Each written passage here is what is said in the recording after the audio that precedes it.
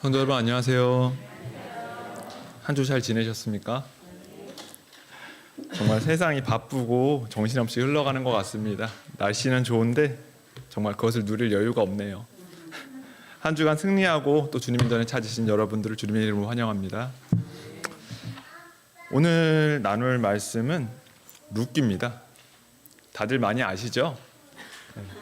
룻기를 선정한 이유는 다들 어떠셨을지 모르겠는데 저는 개인적으로 코로나 기간 때 말씀에서 좀 많이 떨어져 있던 기간이었던 것 같아요.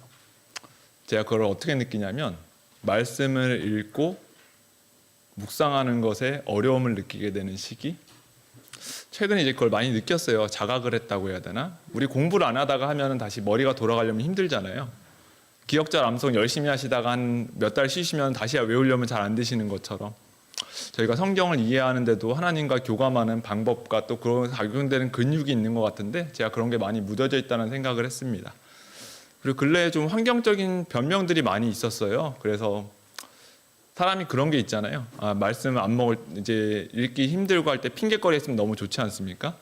저에게는 훌륭한 세 자녀가 있기 때문에 언제든지 변명거리가 있었고, 또 근래에는 이제 동탄으로 지금 출퇴근을 하고 있는데 거리가 멀어지니까 실질적으로 이제 읽는 시간이 많이 줄었어요. 제가 평균 한 4시 반 정도 이제 기상을 해서 하루를 시작하는데 거기서 이제 어려움이 좀 있었습니다.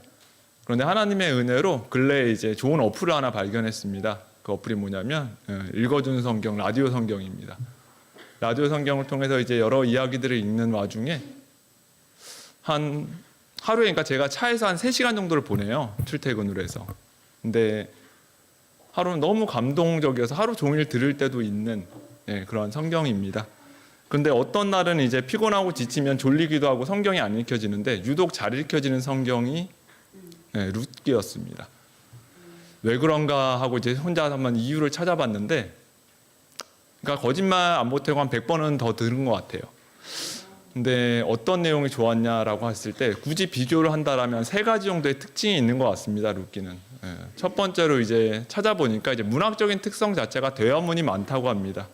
대화문이 많아서 연극이나 뭐 이렇게 사람들이 이렇게 서로 이렇게 주고받으면서 읽을 수 있는 그런 문학적인 특징이 있다고 해요. 그렇다 보니까 제가 듣는데 불편함이 없어요.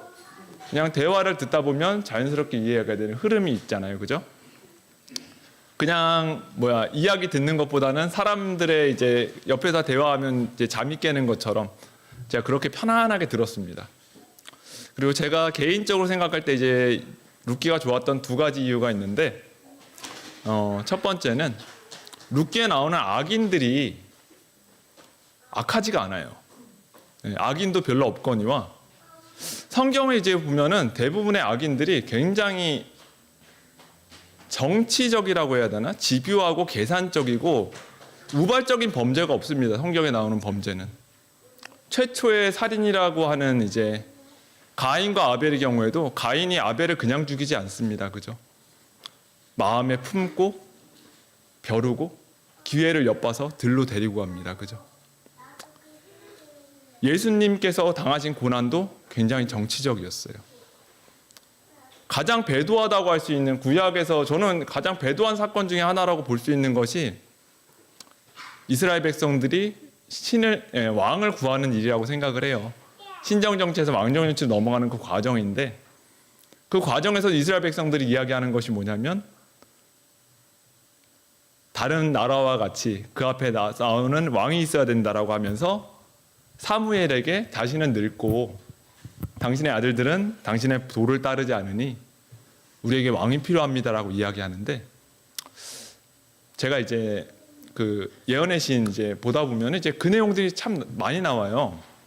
특히 이제 그 부분에 대해서 뭐라고 나와 있냐면, 그러니까 사무엘이 이제 그 배반을 느끼고 있던, 그러니까 사울이 자녀들에 대해서 이제 어느 정도 이제 방임하던 부분이 분명히 있는데, 그럴 수밖에 없던 이유가 그 이스라엘의 지도자들이 그 부분을 일부러 감췄다라고 나옵니다.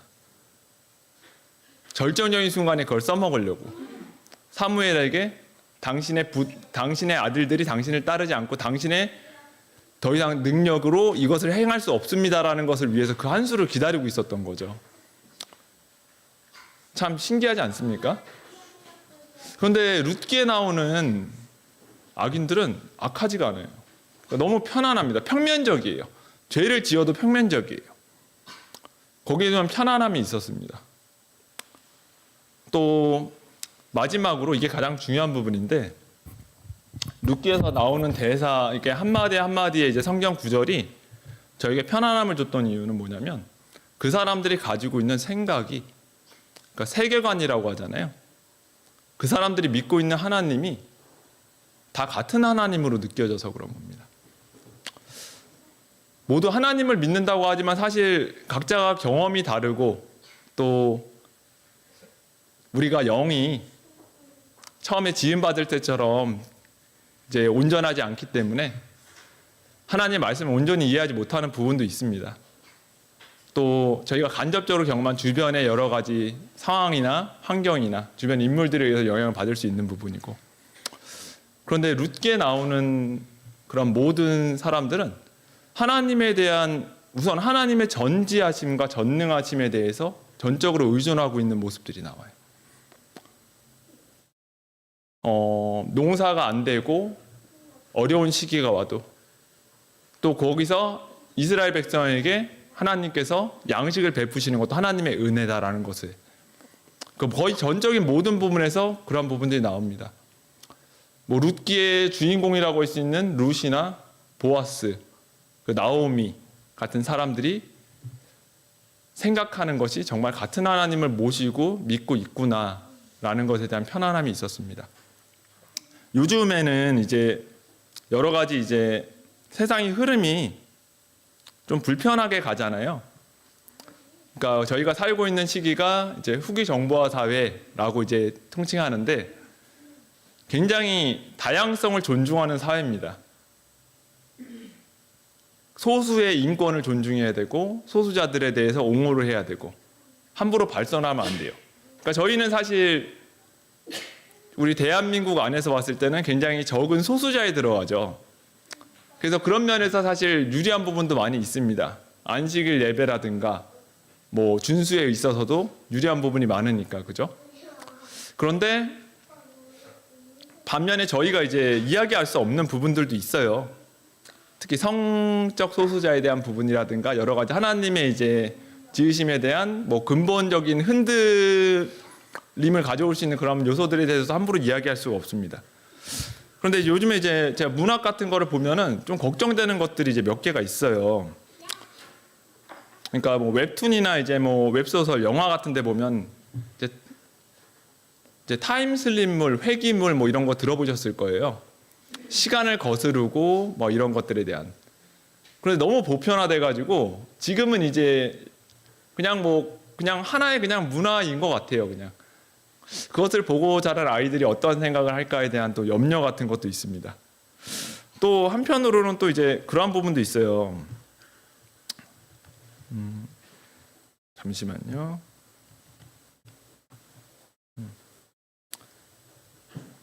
뭐 이제 클리셰 비틀기 뭐 이런 거 들어보셨을 거예요. 그러니까 뭐냐면 이제 정통적으로 이제 뭐 예를 들어서 뭐 왕자가 공주를 구했으면 거기서 이제 공주가 이제 왕자와 결혼하고 뭐 이래야 되는 거잖아요, 그죠? 근데 뭐 남녀간의 사랑을 이제 동성간의 이제 우정이나 사랑으로 변화시킨다든지, 아니면 갑자기 뜬금없이 뭐 공주가 뭐 왕자를 구한다든지 뭐 이런 것들이 있는데, 그런 부분에서 이제 창조주에 대한 그러한 것들도 건드는 그러한 부분들이 있거든요. 그런데 이제 룻기 같은 경우에는 정말 전통적으로 그냥 편안한, 정말 뭐 하나 이제 손댈 게 없는, 저에게 있어서 이제 그러한 평온함을 준 그러한 이야기였던 것 같아요. 성도분 여러분들이 이제 느끼시는 것도 이제 저와 크게 다르지 않을 거라고 생각을 합니다. 오늘은 이제 그러한 부분에 대해서 한번 이야기를 나눠보려고 합니다. 저희가 성경을 딱 하면 유독 이제 기억에 남는 성경절이 있잖아요. 그 성경을 대표하는, 예를 들어 뭐 에스더라고 하면은 어떤 성경절이 떠오르시나요? 혹시 떠오르는 성경절이 있으신가요? 네, 죽음은 죽으리이다. 네. 또 뭐가 있습니까? 저는 에스더의 그 말도 있지만 모르드게의 그 말도 참 좋은 것 같아요. 지금 그러니까 행하지 않으면 너와 너 가족은 이제 죽음을 면하려니와 그죠? 그러면서 이제 이스라엘 백성들이 너희가 행하지 않더라도 하나님께서 다른 방식으로 너희를 구원하실 것이다라는 거에 대한 그죠? 저희가 이제 뭐 예지예정론 이제 얼마 전에 배웠는데 이제 그런 것들을 관통하는 그런 내용들 너무 좋은 것 같습니다. 그럼 룻기에서는 그러한 성경절이 뭐 어떤 것이 있을까요? 혹시 생각나는 것이 있으신가요? 어떤 것이 있으신가요? 제가 잘 안 들려가지고 어떤 성경절이 생각나세요? 그죠? 가장 이제 유명한 성경절이죠, 그죠? 어머니 하나님이 나의 하나님이 되고 어머니의 백성이 나의 백성이 되리이다, 그죠? 네. 그러면 룻이 그렇게 고백할 수 있었던 사실 룻은 이제 모압 사람이잖아요, 그죠? 그리고 저희가 이제 그 성경에 남아 있는 것들을 추론해 봤을 때는 나오미 어머니 시모인 나오미와 그렇게 함께한 시간이 길진 않았던 것 같아요. 그런데 무엇이 그렇게 룻을 변화시킬 수 있었을까? 그죠? 네.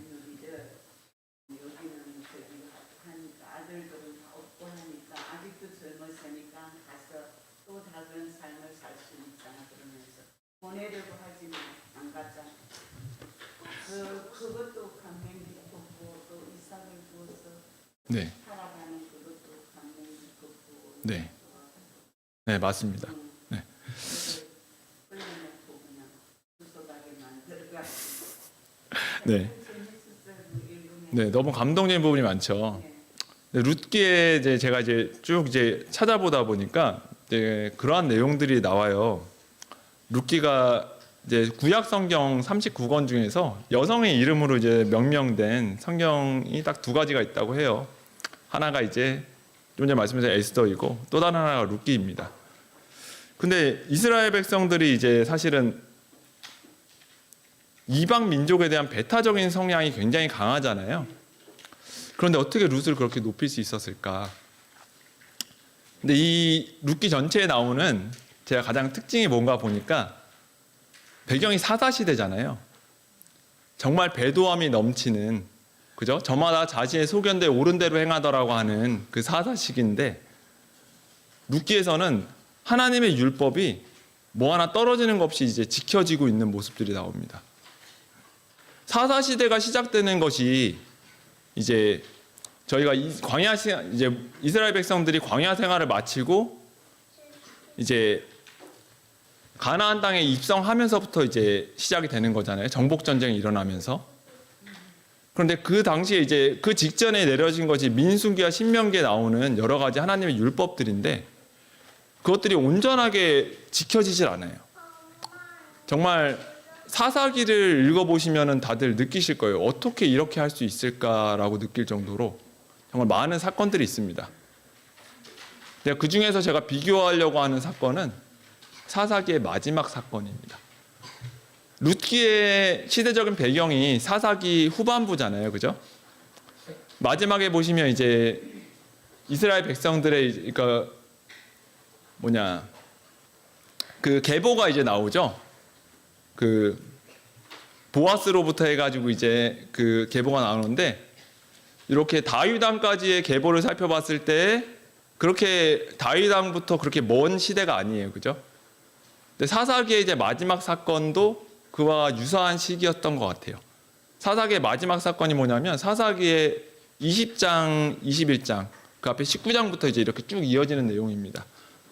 한 레위인이 첩과 함께 이제 첩을 이제 데리러 가다가 이게 입에 담기가 좀 그렇지만 불미스러운 일을 당해요, 그죠? 베냐민 지파의 이제 영역에서 불미스러운 일을 당하고 그로 인해서 이제 베냐민 지파와 범이스라엘이 이제 싸움을 하는 그 장면이 나오잖아요, 그죠? 그런데 그 싸움에서 너무 신기한 것이 뭐냐면 정말 많은 상처를 입어요. 그 당시에 이제 베냐민 지파에서 이제 이스라엘이 모이니까 이제 싸우려고 나오잖아요, 그죠? 이스라엘 그 백성들이 얼마가 모였냐면 40만 명이 모였습니다. 보병만 40만 명이 나와요. 베냐민 지파에서 3만 명이 좀 안 되는 2만 5천, 6천 정도가 나옵니다. 싸워서 2번, 3번 정도의 전투 안에서 이스라엘이 계속 져요. 그러니까 이제 막 도끼가 오르잖아요. 그죠? 그 전투에서 한 손실 본 게 한 4만 명 정도가 죽습니다. 그러니까 병력의 10분의 1이 죽어 나간 거예요. 2만 2천, 1만 8천 이래가지고 2번의 전투만에. 막 울면서 하나님께 기도를 해요. 어찌하리까 싸우리까 막. 처음에 이제 유다가 참봉에 나올 때부터 사실은 굉장히 갈등이 있었던 것 같아요. 그런데 패배하고 이러면서. 근데 하나님께서 너희에게 붙이시려고 또 나가요. 그리고 결국 이기는데 이기는 거에서 끝나는 게 아니라 성읍을 초토화시켜요. 완전히. 거기 있는 가축과 뭐 사람들도 다 죽이고 가축까지 싹 죽여버려요. 근데 이스라엘에서 가나안 정복 전쟁을 할 때에도 하나님께서 가축까지 다 진멸하라고 해도 사람들이 그 욕심 때문에 좋은 것을 남기는 사건들이 종종 보여요. 그런데 이번에는 싹 죽여요. 그리고 나서 어느 정도 시간이 흐른 후에 후회를 하는 거예요. 뭐라고 후회를 하냐면 하나님께서 이스라엘 12지파를 만드셨는데 그 지파 중에 하나가 끊어졌구나라고 하면서 그제서야 후회를 합니다. 그런데 웃긴 게 뭐냐면 맹세를 했어요. 이스라엘 백성들이. 맹세를 해서 절대 그들에게 베냐민 지파 사람들에게 딸을 주지 말자라고 맹세를 한 상황이에요. 그럼 베냐민 지파는 이스라엘 백성들과 혼인을 할 수 없고 거기서 끊어지는 거잖아요. 그죠? 근데 웃긴 게 또 뭐냐면 그 전에 싸우기 전에 또 맹세를 했어요. 이스라엘 백성들이. 뭐라고 맹세했냐면 싸움에 나가지 않는 사람들은 멸하겠다라고 맹세를 했어요. 그러면서 또 뭐냐면 사람들을 막 불러 모아서 지금 없는 땅이 어디지? 라고 또 물어봐요. 근데 한 군데가 발견이 되니까 또 그 땅에 가서 거기를 또 진멸을 하고 거기서 여자들을 납치를 합니다. 400명을. 그래서 그거를 또 베냐민 지파 사람들에게 또 신부로 줘요. 또 부족하니까 축제에서 또 납치를 하고. 납치, 강간, 살해 뭐 온갖 것들이 다 나옵니다. 그 안에서.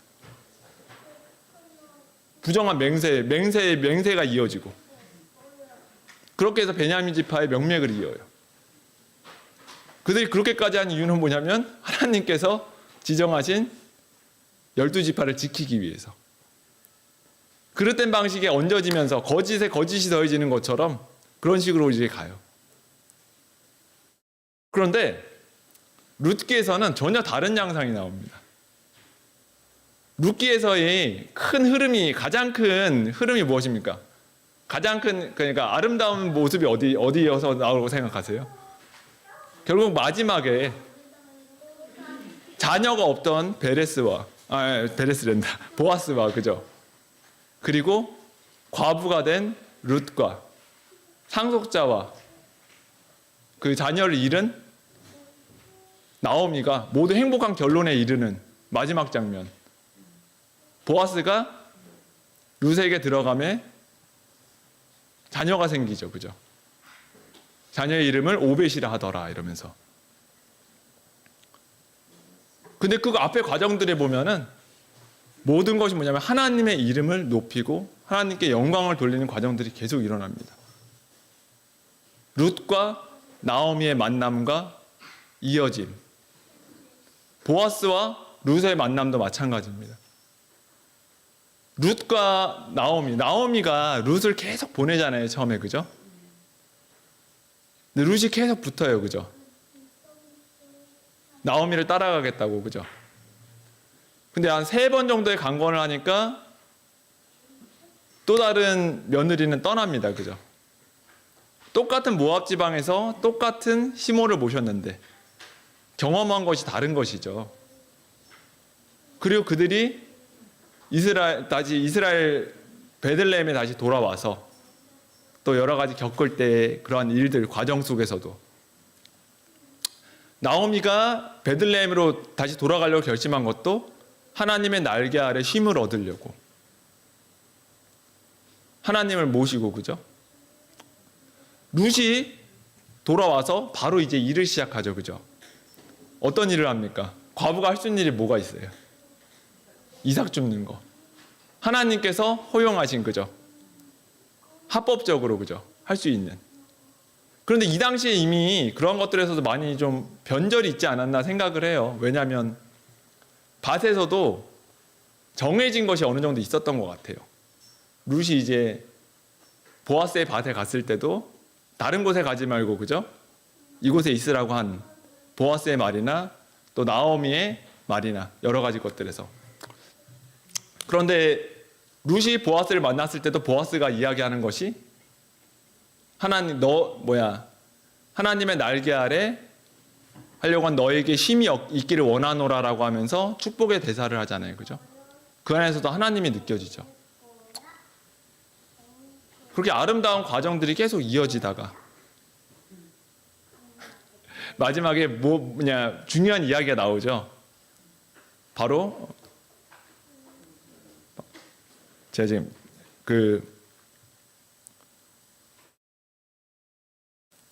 성경에 나와 있는 그 대사로 해야 되는데 뭐냐면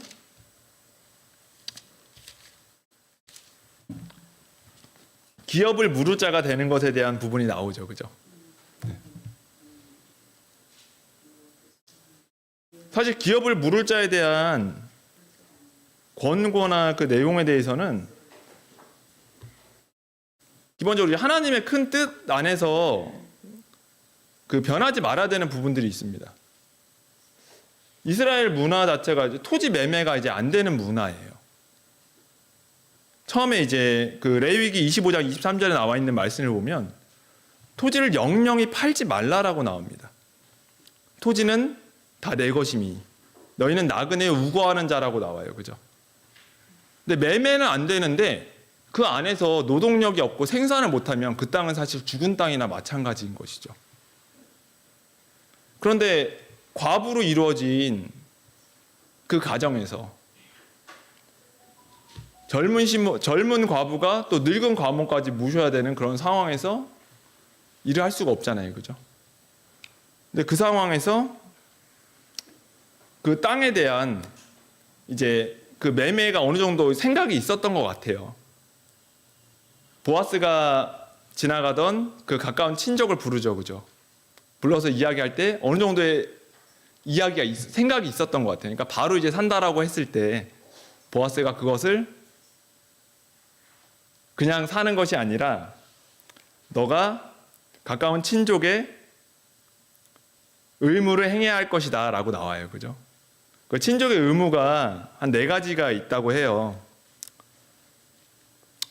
다른 사람에게 팔게 된 재산이 만약에 이제 그것을 다시 되돌릴 능력이 없을 때 다시 사주는 일을 가까운 친족이 해야 된다고 합니다. 그리고 또 하나는 이제 종이 되었을 때 또 그를 속량하는 일. 또 원수에게 살해되었을 경우에 그 피의 원수를 갚는 일. 그리고 마지막으로 근족이 자녀 없이 과부가 되었을 경우에 그 과부와 결혼을 하고 그 연합으로 태어난 후손을 대신하여 그 재산의 수탁자가 되는 일. 그런데 이 친족은 이 마지막 부분은 생각을 안 하고 있었던 거죠. 그런데 보아스는 그 부분에 있어서까지 자신이 행하려고 하죠. 그죠? 그리고 그 결과물로 태어난 것이 오벳입니다. 그리고 그 보아스와 나오미와 룻의 그 아름다운 공동체, 그 서로를 배려하는 그 모습 속에서 태어난 오벳이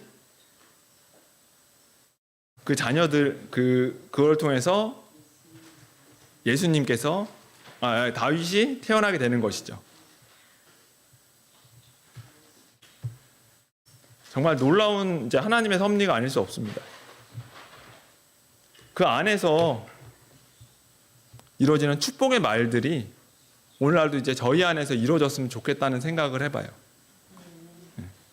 나오미가 정말 신기한 게 뭐냐면 룻이 아이를 낳았는데 사람들이 나오미에게 축하를 하잖아요. 그죠?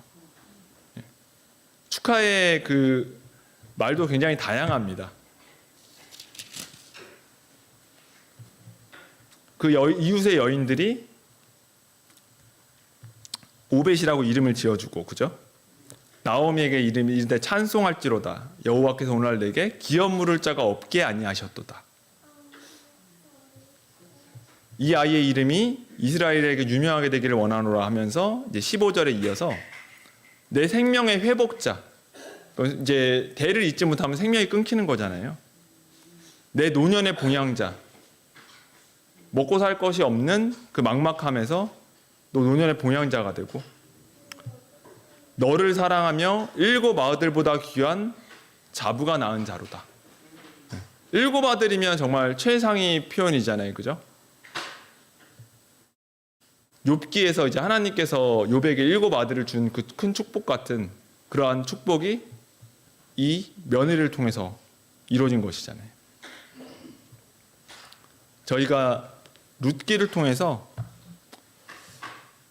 정말 하나님께서 정하신 부분, 그러니까 하나님께서 계획하시고 이루신 것들이 정말 선한 사람들의 연합을 통해서 이루어질 때 그것을 통해서 하나님께 영광이 됨을 이제 알 수가 있습니다.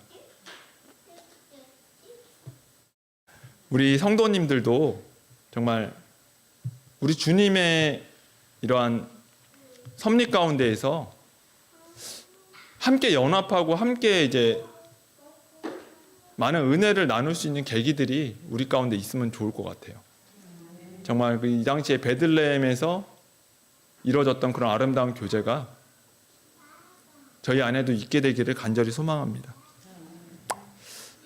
마지막으로 이 룻기의 저자에 대해서 사실 이제 미상으로 되어 있는데 저희 재림교회 주석을 보다 보니까 사무엘에 관한 언급이 있어서 이제 한번 생각을 해봤어요.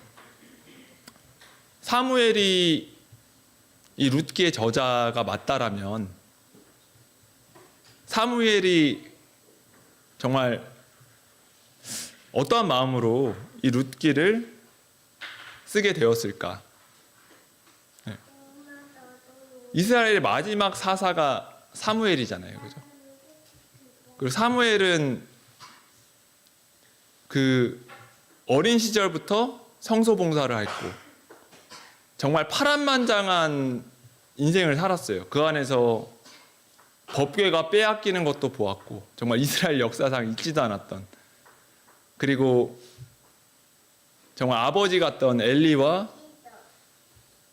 또 부도덕한 그의 아들들이 하나님께 심판받는 것도 보았고 하나님의 말씀을 그의 입술을 통해 정말 많은 것들을 대언했던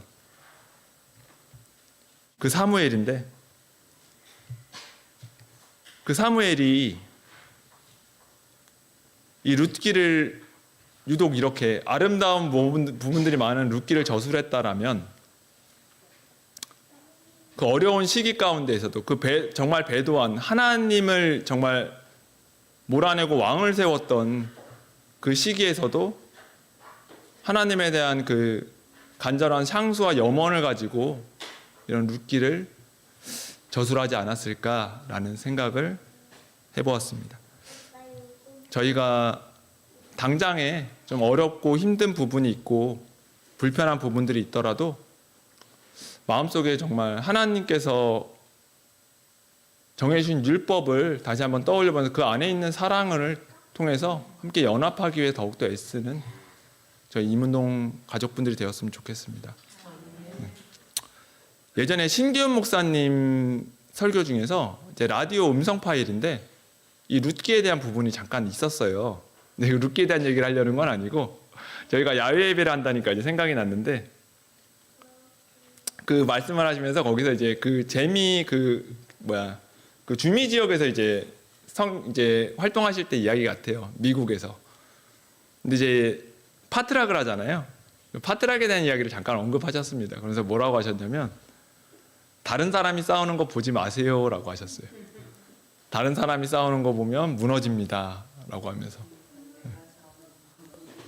신앙이라는 건 이제 하나님과 나와의 이제 관계잖아요. 저희가 물론 이제 시험거리가 되지 않는 건 중요한 것 같아요. 다른 사람에게 말로나 행동으로 시험거리를 주지 않는 것은 정말 중요한 사실입니다. 그런데 우리가 하나님을 마음에 모시고 중심을 바로 세우고 다른 사람이 행여나 그러니까 저의 지난 한 2년 3년의 모습처럼 부족한 모습이 보일지라도 그 사람을 보면서 아니하는 것이 아니라 더 나은 표준을 생각하고 더 높은 표준을 지향하고 또 함께 그렇게 하늘까지 이르는 임운동 가족 여러분이 되길 소망하면서 말씀 마치도록 하겠습니다.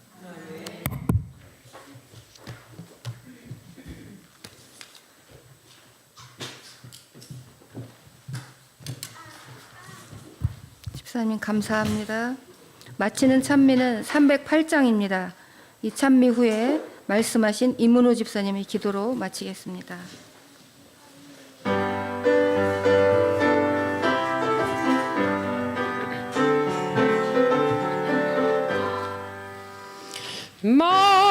마음속에 근심 있는 사람 예수께 오라 예수께 오라 슬픈 마음 있을 때에라도 주 예수께 나오라 예수께 오라 예수께 오라 주 우리의 친구니 무엇이나 근심하지 말고 주 예수께 나오라 눈물 나며 깊은 한숨 쉴 때 예수께 오라 예수께 오라 은밀한 죄 내게 있더라도 주 예수께 나오라 예수께 오라 예수께 오라 주 우리의 친구니 무엇이나 근심하지 말고 주 예수께 나오라 괴로움과 두려움 있을 때에 예수께 오라 예수께 오라 내일을 염려하지 말고 주 예수께 나오라 예수께 오라 예수께 오라 주 우리의 친구니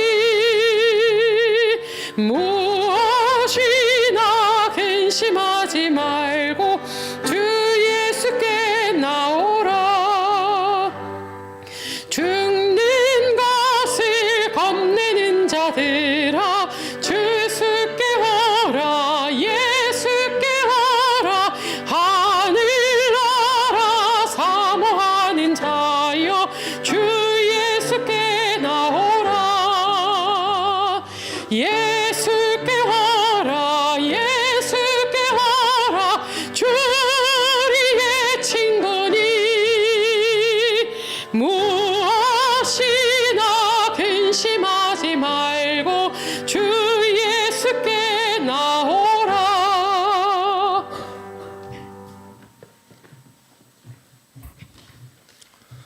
하늘아버지 귀한 안식일 주님의 전에 나와 또 각자의 처소에서 주님의 말씀을 듣게 하시니 감사합니다. 저희들 바쁜 세상 가운데 또 살고 있지만 주님의 백성이 되고자 또 주님의 법도를 따르고자 애쓰는 그 마음을 기억하여 주시고 저희가 부족하지만 주변에 우리 주님께서 예배해 주신 많은 선한 감화력을 통하여 저희가 우리 주님의 모습에 더욱더 다가갈 수 있도록 도와주시고 그것을 통하여 변화된 삶으로 우리 주님의 선하심을 세상에 전할 수 있도록 이끌어 주시옵소서. 돌아가는 발걸음 안전하도록 도와주시고 주님과 동행하는 또 복된 한 주 되도록 축복하여 주시기를 우리 구주 예수님 이름으로 간절히 기도드립니다. 아멘.